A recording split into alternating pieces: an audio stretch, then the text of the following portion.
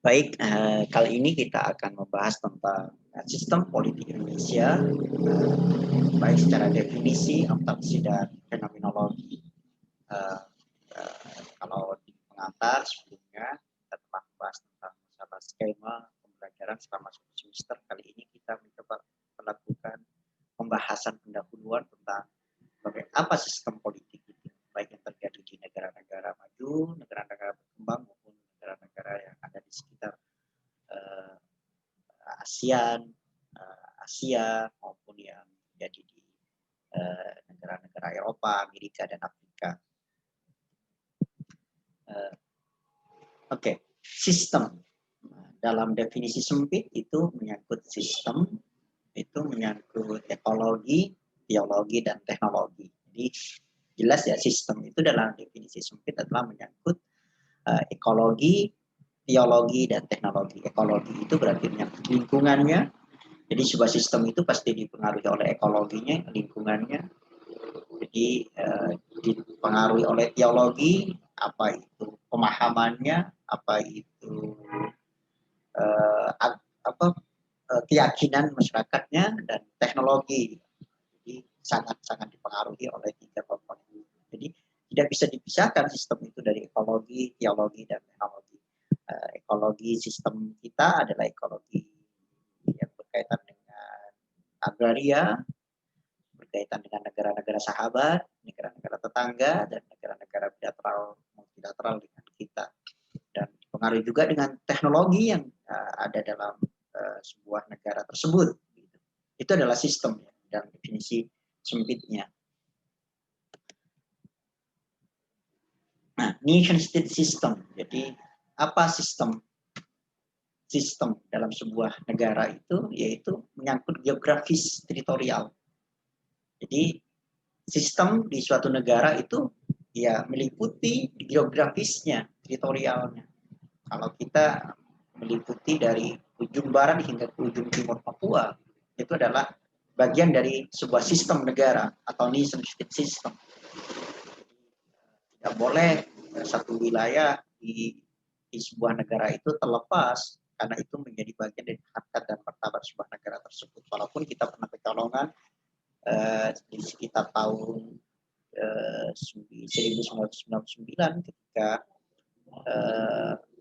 wilayah Timur-Timur itu lepas dari NKRI. Berikutnya itu tidak lepas dari demografisnya atau penduduknya. Itu adalah sebuah sistem.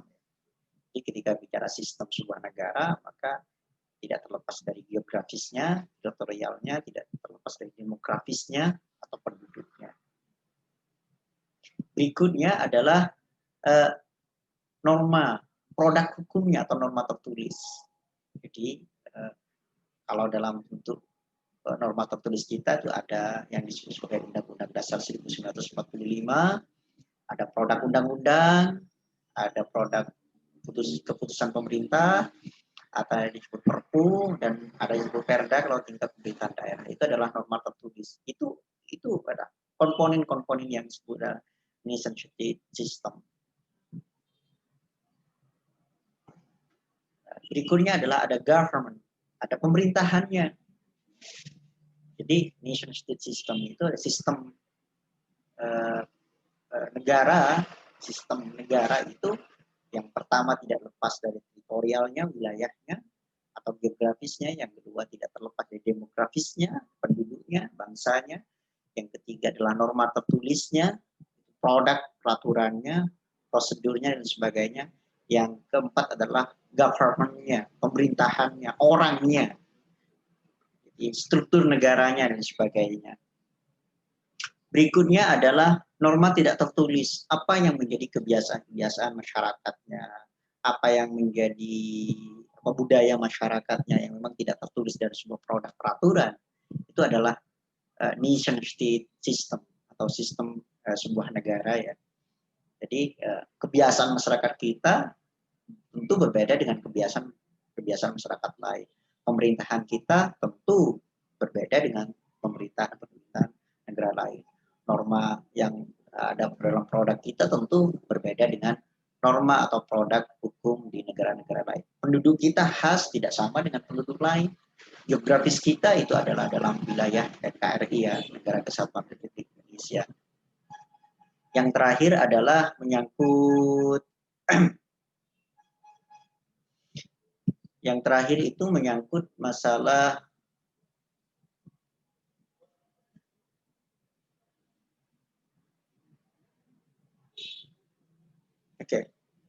itu. Berikutnya adalah yang disebut dengan apa sistem itu.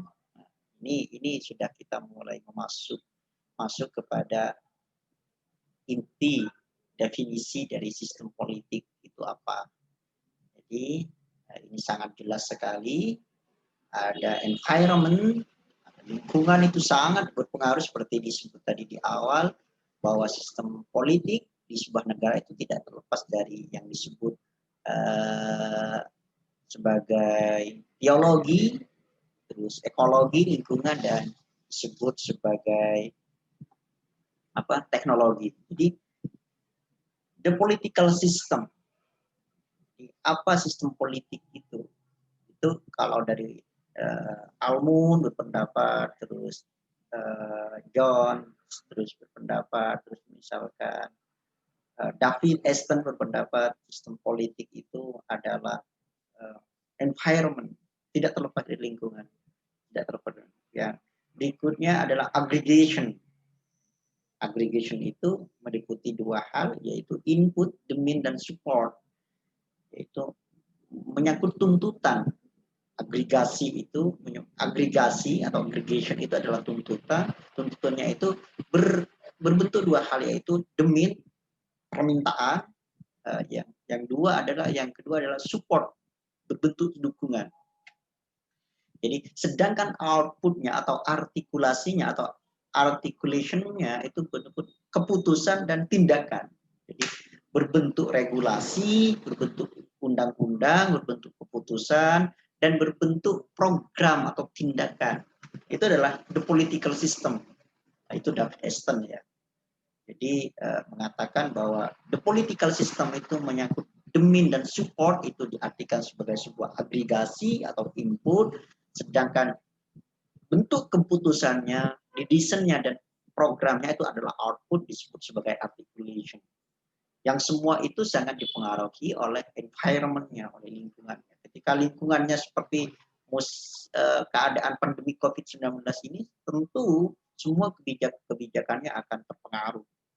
Akan banyak program yang dialihkan, fokus kepada kesehatan dan keselamatan nyawa bangsanya.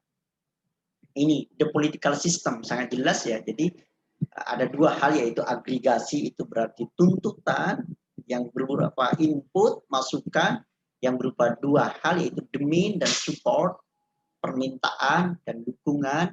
Sedangkan pada outputnya itu adalah keputusan dan tindakan, itu disebut agregasi atau artikulasi. Oke, apa agregasi itu? Ini ada ya. Ini adalah bentuk-bentuk wujud agregasi ya. Bisa dilihat bentuk-bentuk agregasi ini. Nah, ini ada tuntutan, ada ya dalam bentuk-bentuk demonstrasi, misalkan dalam bentuk-bentuk protes, itu adalah agregasi. Bisa dilihat kerumunan dalam bentuk tidak puas terhadap kebijakan-kebijakan pemerintah, tidak puas terhadap keputusan-keputusan pemerintah, itu adalah agregasi. Secara singkat, sistem politik itu berarti sebuah sebuah aktivitas, kegiatan maupun non kegiatan di sebuah negara. Yang menyangkut tadi disebut adalah di geografisnya, demografisnya, peraturannya, pemerintahannya, dan norma-norma yang ada dalam masyarakat itu adalah sistem politik. Kalau sistem politik Indonesia berarti adalah sebuah aktivitas kegiatan yang pernah ada dalam masa kepemimpinan di Indonesia. Jadi ketika bicara sistem politik Indonesia berarti sistem penyelenggaraan pemerintahan yang pernah kita lakukan selama ini. Jadi, mulai dari pasca pra kemerdekaan hingga pada saat demokrasi saat ini. Jadi sistemnya ada sistem presidensi, sistemnya ada sistem parlementer, demokratisasi, reformasi itu adalah sistem Indonesia yang meliputi tadi demografis, geografis, sistem yang tertulis, prosedur yang tertulis maupun norma yang tidak tertulis. Sedangkan ini bisa kita pahami ya bahwa agregasi itu adalah tuntutan bagaimana kita masyarakat itu dapat menuntut hak-haknya, perbaikan terhadap keadaan bangsa ini. Jadi kalau dilihat dari gambar berikut adalah masyarakat yang menuntut undang-undang KPK dicabut, undang-undang Komisi Pemberantasan Korupsi dicabut, dan RUU KUHP, RUU PKS, dan RUU lain-lainnya akan dibatalkan. Tapi pada akhirnya di tahun 2019 ya,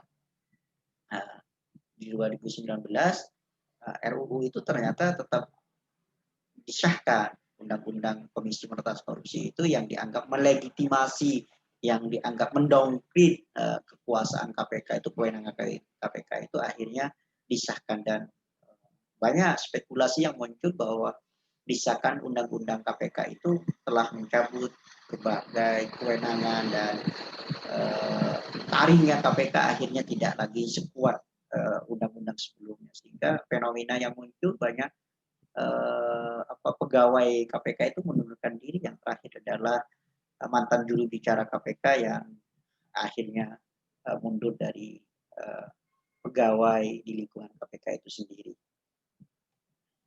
Jadi agregasi definisinya merupakan ekspresi tuntutan ataupun keinginan warga negara, penyelenggara negara, yaitu eksekutif, legislatif, dan yudikatif. Jadi agregasi itu merupakan ekspresi tuntutan ataupun keinginan warga negara, penyelenggara negara, yaitu eksekutif, legislatif, dan yudikatif. Sangat jelas ya, di awal sudah kita singgung apa itu eksekutif, apa itu legislatif, dan apa itu yudikatif. Nah, sedangkan artikulasi itu menyangkut sebuah keputusan. Jadi sebuah keputusan, sebuah kebijakan, sebuah program. Kalau di awal tadi agregasinya adalah menuntut agar undang-undang KPK itu dicabut, RUU KUHP itu dicabut, keputusan pemerintah seperti apa, itu adalah artikulasi. Jadi tadi berbentuk decision dan program, decision dan action. Jadi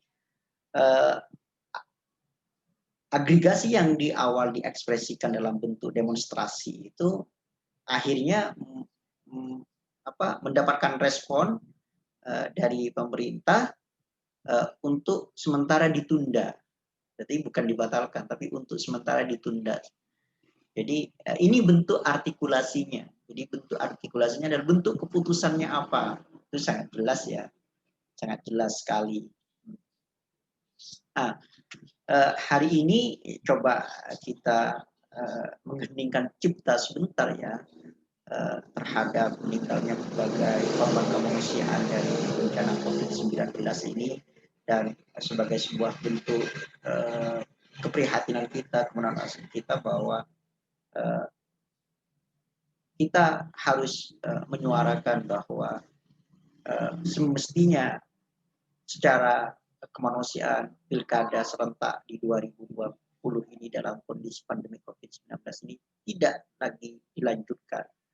Jadi demi menghargai kemanusiaan, demi menghargai program-program yang setelah ini, korban-korban setelah ini berjatuhan akibat COVID-19, jadi pilkada semestinya ditunda sampai penyebaran COVID-19 ini dapat dikendalikan.